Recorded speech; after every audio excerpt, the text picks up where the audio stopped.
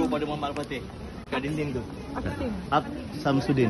Ak Samsudin. Ini Ak Samsudin ni dia guru pada Muhammad Al-Fatih. Dia jumpa makam ni, dia buat masjid ni. Dialah yang jumpa makam Abu Ayyub Ansari di sini. Dia hebat orang Turki. Dia orang Turki jumpa makam Abu Ayyub yang Muhammad. Kita datang ke ni lah. Ak Samsudin ni. Nanti kita nak pergi, nak ambil sikit kawasan Ak Samsudin tu. Ak Samsudin ni. Ni guru kepada Muhammad bin Al-Fatih ni yang jumpa kubur Abu Ayyub Ansari ni. Dia jumpa gali ada kubur. Tidak Samsudin. Dan kubur Abu Ayyub Ansari ni dia berada di luar kota Konstantinopel. Apa maksud dia? Ak Samsudin kata maksudnya untuk sambung tu Muhammad bin Fatih lah kena masuk dalam tu untuk pergi serang, untuk menangkan orang Islam. So kita akan pergi ke kubur Muhammad Al-Fatih. Ustaz, yang pelajar Ammar tu meninggal dikuburkan di mana? Belakang ni. Belakang ni je, tapi dia orang cerita kat Malaysia gempak-gempak tanah sebelah Abu Ayyub. Tak dulu dia orang ambil meninggal nama Ammar meninggal kena langgar sini. Orang Malaysia buat gempak tanah sebelah Abu Ayyub. Dia pergi 8 kali ke Turki. Sekarang ni kubur sekali. Dia kata sebelah. Kawasan. Lepas tu yang betul-betul dia Dr. Rafa' Bashar. Dia karang kitab kuasa. Dia mukadimah kitab dia tulis, ya Allah, aku sangat cinta pada sahabat, sebab tu aku karang kisah sahabat. Pilihlah aku dapat jumpa di akhirat walaupun seorang sahabat. Allah pilih dia meninggal di sini, tanam kat belakang dia. Yang buat suara min hayati sahabat kitab ni kan? Dia meninggal sini. Ni dipanggil Maqbarah Al-Fatih. Kubur ulama-ulama. Kubur ulama-ulama. Tu ada serban tu ulama-ulama. Okey, kita nak masuk di dalam kubur Abu Ayyub Ansari. Dia berada di luar benteng lah. Di luar tembok, tapi tembok tu dah hancur dah. Tembok Konstantinopel. Maksudnya dia kata Muhammad Al-Fatih lah akan sambung untuk masuk ke Konstantinopel. Boleh pakai ambil tu, plastik tu, sarung kasut. Plastik itu semua. Ini barang-barang Nabi Julun sebelum masuk ke kubur Abu Ayyub Ansari. Barang-barang Nabi sebelum masuk ke kubur Abu Ayyub Ansari. Perlahan-lahan insyaAllah kita tengok barang-barang dia dahulu insyaAllah dengan Ustaz Farhan. Ini barang apa dia nak beritahu ni? Janggut Nabi. Sini ada janggut Nabi. Dia orang tu dia tulis baca. Yang tu janggut Nabi dalam bekas. Dalam bekas tu janggut Nabi. Janggut Nabi sallallahu alaihi wasallam. Dalam bekas macam pita kecil tu.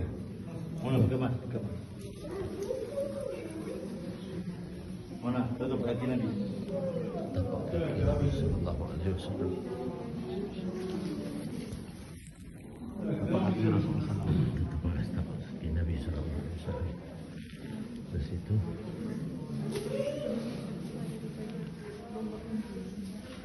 Janggut Nabi sallallahu alaihi wasallam. Ada bekas janggut Nabi sallallahu alaihi wasallam. Dalam panjang. Dalam bekas panjang kaca. Bekas panjang. Janggut Nabi sallallahu alaihi wasallam.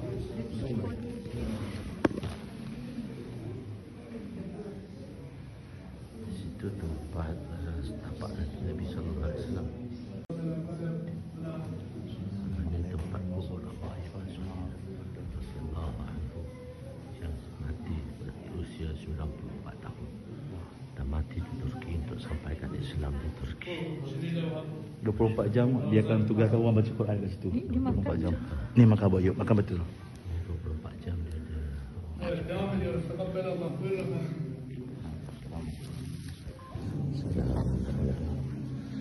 Kita ke Abu Ayyub Ansari. 24 jam orang baca Quran di situ. InsyaAllah. Mir Ahmad Pasha, Fatih Sultan Mehmet. Habis dah? Keluar dah? Kita dah keluar dah dari. Kita boleh jalan kat situ lah mana? Kita jalan kat situ pula. Jadi daripada dalam ni kita duduk lama sikit kat luar ni. Kita boleh duduk kat luar.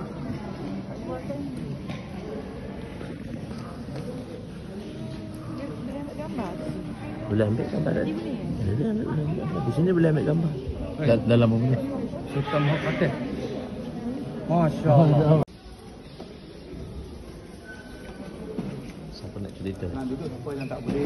Ustaz Farhan dulu lah. Masa parti itu dulu banyak lagi cerita ni. Mana Pak Su, dekat sikit banyak. Bismillahirrahmanirrahim.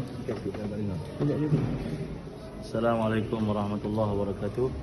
Alhamdulillahillazi wa kafa wa salamun ala ibadihillazina istafa ma ba. Alhamdulillah, syukur banyak pada Allah, kita sampai di kawasan Sultan Ayub yang mana dulu di sinilah border perbatasan tembok kerajaan Byzantine Timur ataupun Rom Timur.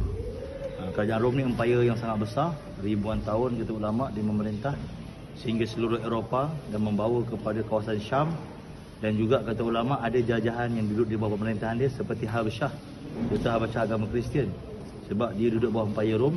Dan juga daripada Habasyah tu berkembang pula empayar Rom tu sampai ke Sana'a. Sebab itu kita dengar ada tentera nama tentera Abraha yang nak serang Kaabah tu agama Kristian, dia duduk bawah empayar Rom juga di zaman Abdul Muttalib. Jadi empayar Rom empayar yang besar lah. Jadi sahabat Nabi SAW mula bertembung dengan empayar Rom ni di Mu'tah. Kita pergi hari tu di Mu'tah. Daripada Mu'tah membawa ke Yarmouk, dan akhirnya kerajaan Islam semakin membesar sampailah ke kawasan Turki Osmaniyah.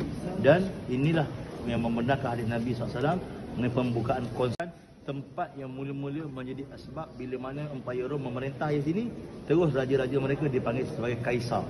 Jadi sebab itu bila Muhammad Al-Fatih menang dia, saya lupa nak cakap, Muhammad Al-Fatih kata dulu Rom panggil kaisar disebabkan dia memegang Konstantinopel. Sekarang Konstantinopel dah bukan milik mereka dah. Jadi lepas pada itu raja-raja Rom tak dipanggil kaisar lagi. Selepas Sultan Muhammad Al-Fatih mengambil alih Konstantinopel. Jadi di sini terdapatnya makam sahabat Nabi yang namanya Khalid bin Zaid. Kalau tanya dekat orang kampung kita Khalid bin Zaid, semua tak kenal. Sebab itu nama betul dia.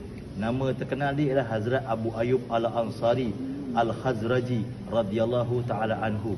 Dia orang Khazraj dan dia orang Ansar. Merupakan orang yang ada hubungan kekeluargaan dengan Nabi SAW daripada belah ayah Nabi, daripada belah mak Nabi. Kerana belah ayah Nabi Abdul Muttalib lahir di kampung yang mana merupakan kampung Abu Ayyub, iaitu di Bani Najjar. Dan Abu Ayyub Al-Ansari ialah sahabat Nabi yang bersama-sama dengan baginda. Bahkan rumah beliau menjadi tempat bermalamnya baginda, dan juga tempat Nabi dan sahabat beberapa kali datang untuk makan. InsyaAllah Abu Ayyub ni sahabat yang suka jamu makan. Dan juga kata ulama, Abu Ayyub Al-Ansari sahabat Nabi yang sentiasa berjuang dengan Nabi SAW. Bahkan kita dengar di Madinah hari itu, Tuan Guru Azad Maulana Mansur cerita kat kita bagaimana Raja Tuban bina rumah diwarisi sampai dah. Jadi tuan-tuan yang mulia, Abu Ayyub sahabat Nabi yang mana kata ulama namanya Ansar. Kita semua tahu bahawa dia orang Madinah. Bila dengarnya Ansar, kita tahu orang Madinah. Tapi ulama beritahu orang beriman ni ada dua. Walladzina hajaru wa jahadu fi sabilillah walladzina awaw wa nasaru. Sama ada dia berjuang di Allah Subhanahu Wa Taala, hijrah untuk agama Allah Subhanahu Wa Taala, ataupun yang kedua walladzina awaw wa nasaru, dia menjadikan tempat dan dia nusrah orang yang berjuang Allah Subhanahu Wa Taala.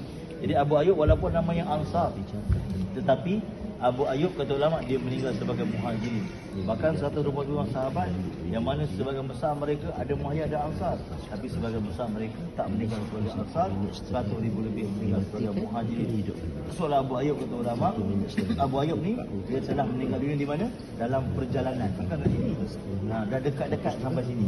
Tapi dia telah wasiatkan kalau dia meninggal, tanamlah aku di destinasi terakhir yang kamu sampai. Di destinasi jemaah sahabat terakhir di pintu gerbang, di apa? Tembok. Itu terakhir sekali. Itu dah sampai situ je jemaah dia boleh buat usaha ketika itu. Kat situ dia disemadikan Abu Ayyub Al-Ansari radhiyallahu taala anhu, sahabat Nabi yang hebat yang kita semua dengar sebelum dia pergi ke Konstantinopel. Anak-anak dia telah beritahu, wahai ayah janganlah pergi. Ayah dah tua, ayah tak larat. Bagi kami pergi. Umur lebih kurang 94 tahun. Dia kata 93. Berbeza pandang ulama nak menyatakan usia. Tapi nak begitu tua dah waktu tu. Ayah tak payah pergi. Nanti kalau orang tanya, ni orang nak lelaki dia. Kalau ni siapa ni anak Abu Ayyub? 3 orang cakap anak Abu Ayyub dapat nama. Abu Ayyub tak payah pergi. Abu Ayyub kata, aku baca Al-Quran, infiru khifafah wa thiqalan. Berangkat je ke jalan Allah dengan sangat besar, maka aku tak sedang tinggal kat rumah. Maka berangkatlah Abu Ayyub Al-Ansari. Kata ulama, dia telah meninggal dunia dekat-dekat nak sampai sini. Dan kata ulama, dia telah berwasiat sebelum meninggal, tanam aku di destinasi yang kamu sampai. Maksudnya di pintu gerbang tu terakhir jemaah berusaha. Ulama kata kenapa dia buat macam tu? Sedangkan tertib Nabi-Nabi, tertib seluruh sahabat, di mana dia meninggal di situ ditanam. Tapi Abu Ayyub telah buat benda yang pelik yang tak dibuat oleh Nabi-Nabi, tak dibuat oleh sahabat-sahabat yang lain. Dia berwasiatkan supaya jenazah tu diangkat sampai ke tempat yang dia nak meninggal. Ulama beritahu kerana Abu Ayyub nak beritahu umat sampai kiamat bahawa sahabat Nabi bukan masih hidup je buat dakwah, tapi dah meninggal dunia, jenazah juga bergerak jalan Allah Subhanahu Taala. Sehingga destinasi saya sebab tu ditanam dekat border dinding, dekat tembok. Sebab apa? Kata ulama, sebab dia nak beritahu destinasi saya sampai sini je jemaah dia berusaha, dan akhirnya Allah gunakan Muhammad Al-Fatih untuk jadi masjid ni dibina oleh guru Muhammad Al-Fatih. Setelah dia bermimpi makam Abu Ayyub Al-Ansari, maka dibinalah masjid ni, dan gurunya bernama Azhar Aqsam Sudin Mehmet rahmatullah alaihi. Bismillahirrahmanirrahim.